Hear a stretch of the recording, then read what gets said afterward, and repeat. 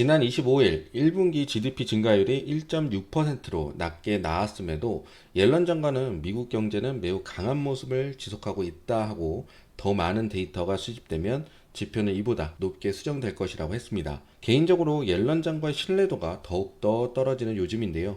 이전에는 증시에 문제가 생기면 파월 의장 때문에 그렇다 했는데 지금은 옐런 장관이 미국과 증시를 망치고 있는 게 아닌가 생각이 듭니다. 여러분들도 아시다시피 코로나 시국에는 모두가 힘들었죠. 많은 점포들과 레스토랑들이 문을 닫고 했는데 나라에서 돈을 풀면서 미국 성장률을 끌어올리고 지금까지 왔습니다. 코로나 시국의 GDP를 보면 엉망이었습니다. 하지만 돈을 풀면서 GDP가 개선이 되었는데요. 코로나 시국부터 돈을 많이 쓴 미정부에는 돈이 없습니다. 정부는 돈이 필요한데 그래서 국채를 발행하게 되죠. 국채에는 단기채와 장기채가 있는데 요즘 장기채를 많이들 보시죠. 장기채를 더 발행하게 되면 가뜩이나 높은 요즘 장기국채의 금리는 치솟게 돼서 함부로 건드리지 못하거든요. 만약 누가 사줄 사람이라도 시장이 있다면 괜찮은데 국채를 사줬던 나라들은 매입을 줄이거나 멈췄고 연준에서 사주기도 했는데 지금은 긴축을 하고 있기 때문에 사줄 수가 없는 상황입니다. 당연히 옐런 장관도 알고 있을 사실이고 그럼 돈을 끌어올 곳이 없어서 다른 방법을 찾아낸 게 단기채를 건드리기로 한 것입니다. 그래서 옐런 장관은 단기채를 어마어마하게 풀기 시작합니다. 발행을 했으니 누가 사줘야 하잖아요. 미주일 공부방에서는 기관들이 미국 채권을 가지고 장난을 치고 있다 말씀드린 기억이 있는데 멤버십에도 많은 관심 부탁드립니다. IMF와 블룸버그에서 헤지펀드들이 미국 국채 시장을 쥐락펴락하고 있다라고 이야기를 했었습니다. 이미 알고 있었던 거죠. 단기채를 어마어마하게 발행했던 옐런. 그것을 소화해주는 헤지펀드. 국채를 사줄 곳이 없는데 그 많은 단기채를 소화해낸다? 마침 헤지펀드가 사준다. 의심이 될 수밖에 없는 거죠. 헤지펀드는 단기채를 샀다 팔았다 하면서 어마어마한 돈을 벌었을 겁니다. 미국 증시를 움직이는 주체는 기관과 큰손들인데 기관들과 큰손들이 미국 장관이라는 사람이 저런 식의 운영을 한다는 사실을 한 이상 미국 주식을 제대로 매수할 수가 있을까 하는 생각을 해봅니다.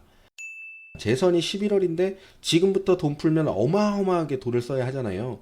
재선 3, 4개월 전에만 증시를 올려주면 과거적으로도 재선에 성공할 확률이 높은데 일찍부터 힘을 들일 필요가 없다. 옐런은 생각을 했을 수도 있을 겁니다. 증시는 사상 최고가를 만들었고 사상 최고가 근처에 머물고 있습니다. 사상 최고가를 넘기고 지속적 상승을 이어가면서 재선까지 끌고 가기엔 무리가 있을 것이라 생각이 드는데요. 3, 4개월만 빛나면 되는데 말이죠. 더욱 빛나게 할 수 있는 방법이 하나 더 있습니다. 증시의 조정을 만들고 조정된 부분을 V자 반등으로 끌어올리면서 사상 최고가에 빠르게 가주거나 넘어준다면 일반 투자자들 입장에서는 어마어마하게 상승을 해준 것처럼 인식이 될 수 있어서 사람의 심리를 이용을 하려는 옐런의 잔머리일 수도 있겠다라는 생각을 해봅니다. 그럼 옐런은 바이든 편에 섰다는 걸 알 수 있겠죠. 여러 가지 위험을 무릅쓰고도 앞뒤 안 가리고 돈을 모으고 중요한 시기에 빵 터트릴 생각만 하고 있다는 것도 알 수 있겠고요. 지금 옐런이 헤지펀드들과 손잡고 작정하고 발행하고 있는 단기채들이 장기채로 전환이 된다면 어떻게 될지에 대해서도 우리는 생각을 해봐야 합니다.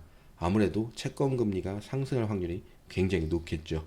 그래서 단기채 발행을 해서 만든 돈으로 장기채 매입을 하고 금리를 우선 내려놓고 보자.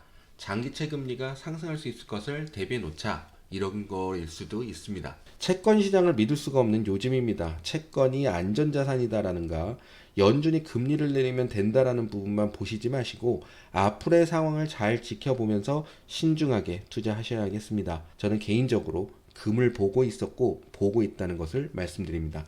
현명한 투자하시기 바라겠습니다. 감사합니다.